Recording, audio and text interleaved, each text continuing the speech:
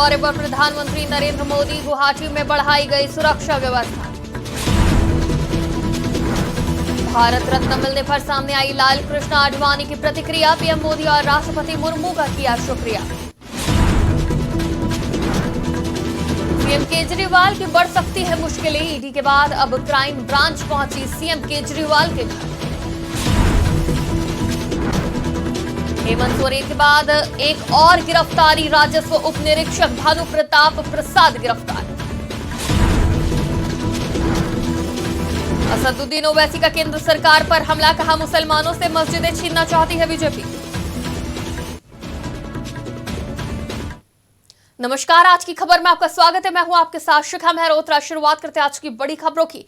प्रधानमंत्री नरेंद्र मोदी की 3 और 4 फरवरी को असम यात्रा से पहले गुवाहाटी में कड़ी सुरक्षा व्यवस्था की गई है। इससे पहले शुक्रवार को असम के मंत्री अशोक सिंघल ने गुवाहाटी के खानापारा स्थित वेटरनरी कॉलेज फील्ड का दौरा किया और तैयारियों का जायजा लिया। प्रधानमंत्री मोदी रविवार को गुवाहाटी के खानापारा में वेटरनरी कॉलेज फील्ड में एक विशाल सार्वजनिक रैली को संबोधित करेंगे। 11,599 करोड़ रुपए की कई परियोजनाओं का शिलान्यास और उद्घाटन करेंगे। असम के सिंचाई मंत्री अशोक सिंघल ने कहा कि लोग 3 फरवरी को प्रधानमंत्री नरेंद्र मोदी की गुवाहाटी यात्रा को लेकर उत्साहित हैं और सार्वजनिक बैठक में लाखों लोगों के मौजूद रहने की उम्मीद है। भारतीय जनता पार्टी के वरिष्ठ नेता और पूर्व उप प्रधानमंत्री लाल कृष्ण आडवाणी को देश के सर्वोच्च सम्मान भारत रत्न के लिए चुना गया है। इसकी जानकारी खुद प्रधानमंत्री नरेंद्र मोदी ने आज सुबह दी थी। इस खास सम्मान के लिए नवाजे जाने के बाद भाजपा के नेता आडवाणी ने राष्ट्रपति द्रौपदी मुर्मू और प्रधानमंत्री नरेंद्र मोदी का आभार व्यक्त किया है। आडवाणी ने कहा कि ये न केवल उनका बल्कि उनके आदर्शों और सिद्धांतों का भी सम्मान है। वहीं लाल कृष्ण आडवाणी ने कहा कि आरएसएस में शामिल होने के बाद से जीवन में मुझे जो भी जिम्मेदारी मिली उसे निभाते हुए अपने प्रिय देश की समर्पित और निस्वार्थ सेवा करने में ही मुझे खुशी मिली है। मुझे भारत रत्न देने के लिए राष्ट्रपति मुर्मू और प्रधानमंत्री मोदी को हार्दिक धन्यवाद देता हूं। पीएम मोदी और राष्ट्रपति मुर्मू का आभार प्रकट करते हुए एलके आडवाणी ने कहा कि आज मैं उन 2 व्यक्तियों को कृतज्ञतापूर्ण याद करता हूं जिनके साथ मुझे निकटता से काम करने का सम्मान मिला, पंडित दीनदयाल उपाध्याय और भारत रत्न श्री अटल बिहारी वाजपेयी।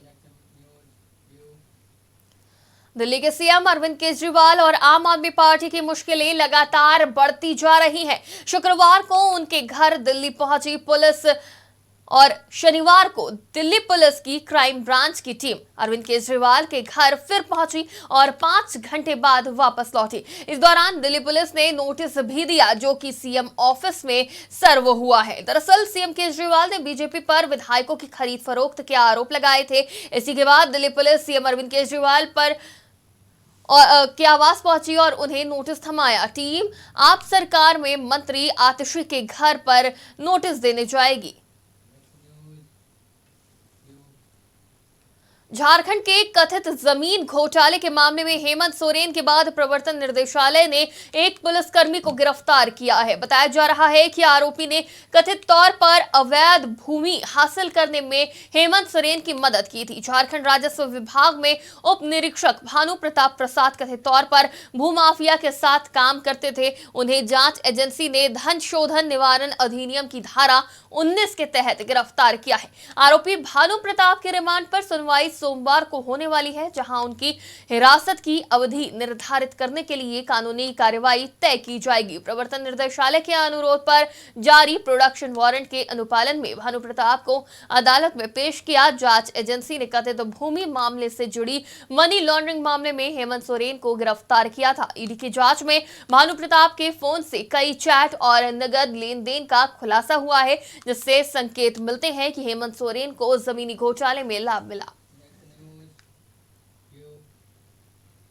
लोकसभा में ऑल इंडिया मजलिस ए इत्तेहादुल मुस्लिमीन के चीफ असदुद्दीन ओवैसी ने केंद्र सरकार पर निशाना साधा।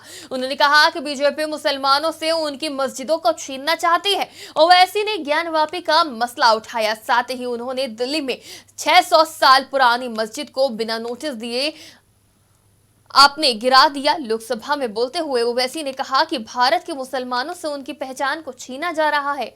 ओवैसी ने बीजेपी पर आरोप लगाते हुए कहा कि रात के अंधेरे में आप आरे लेकर रास्ता खोल देते हैं। ओवैसी ने सरकार से पूछा, आप क्या पैगाम देना चाहते हैं?